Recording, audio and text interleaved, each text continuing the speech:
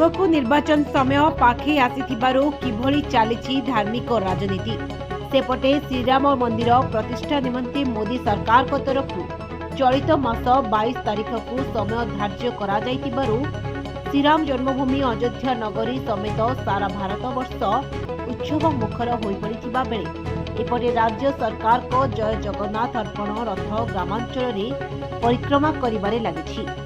राज्य सरकार जनवरी 17 रे श्रीमंदिर परिक्रमा प्रकल्प लोकार्पण उत्सवर समय धार्य करिथिबारु ए रथ ग्रामांचल में सचेतन करने सहित ग्रामवासी को आकर्षण करिबारे सक्षम हेबो। ए अवसर में कंधमाल जिला फुलबाणी ब्लॉक अंतर्गत तुड़ीपाजु सरपंच कौशल्या कहर, नायब सरपंच विराज बेहरा, कार्यनिर्वाही अधिकारी मानस रंजन पाणिग्राही, ग्राम रोजगार सेवक सिद्धा राणी भुक्ता ए रथ को स्वागत करी निकट ग्राम सार्तागुड़ा, बुड़ादानी, परिगाँ, पुंडाली इत्यादि विभिन्न अंचल को परिक्रमा करिबारे सहयोग करथिले।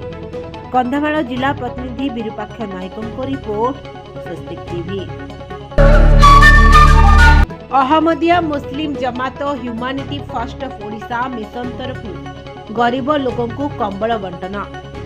कलाहांडी जिला आदिवासी अध्युषित थुआमूल रामपुर ब्लॉक पाड़ीपदर ग्राम पंचायतर खमारपदर ग्रामर कोलोनी पड़ारे बसवास करुथिबा निरीह गरीब श्रेणीर लोक माने थंडारे हंतसंत हेबा बेले Ahmadiyya Muslim Jamaat humanity first तरफु स्थानीय मुलिमियासीर साहिब को सहायता असहाय गरीब परिवार को शीत वस्त्र बंटन करने सहित सुखिला खाद्य सामग्री 50 परिवार को बंटन करा संतोषी खमारपद ग्राम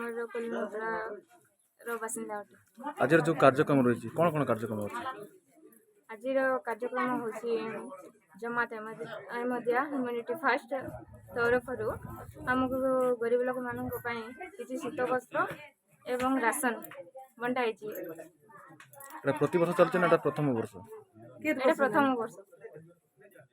Ahmadiyya Muslim Jamaat humanity in charge MD सफारत साहेब मुलिम यासिर साहेब करीब 50 परिवार को कंबल खाइबा खाद्य बंटन करथिबारु अंचलवासी साधुवाद जणाइबा सहित प्रशंसा करछन्ति। कलाहांडी मोहन सागर का रिपोर्ट स्वस्तिक न्यूज।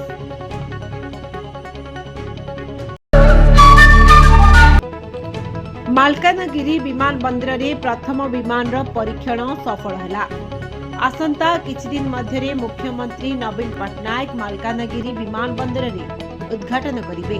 उद्घाटन पूर्व रविवार विमान बंदर रे VT 100 विमान परीक्षण सफल होछि।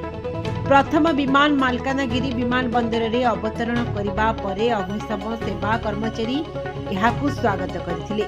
प्रथम पर्यायर विमान बंदर 9 सीट विशिष्ट विमान चलाचल करिबो परे बड़ विमान को कार्य रे नियोजित कराजिबो। 94.5 हेक्टर जमी रे निर्मित मालकानगिरी विमान बंदर निर्माण पाई 33 कोटी टंका खर्च होइछि। मालकानगिरी विमान बंदर को कार्यक्रम करिबा पाई भुवनेश्वर स्थित बिजू पटनायक अंतर्जातीय विमान बंदर कर्तृपक्ष वैषयिक सहायता प्रदान करथिबा सूचना रहिछि। राजेश कुमार ओझा रिपोर्ट मालकानगिरी।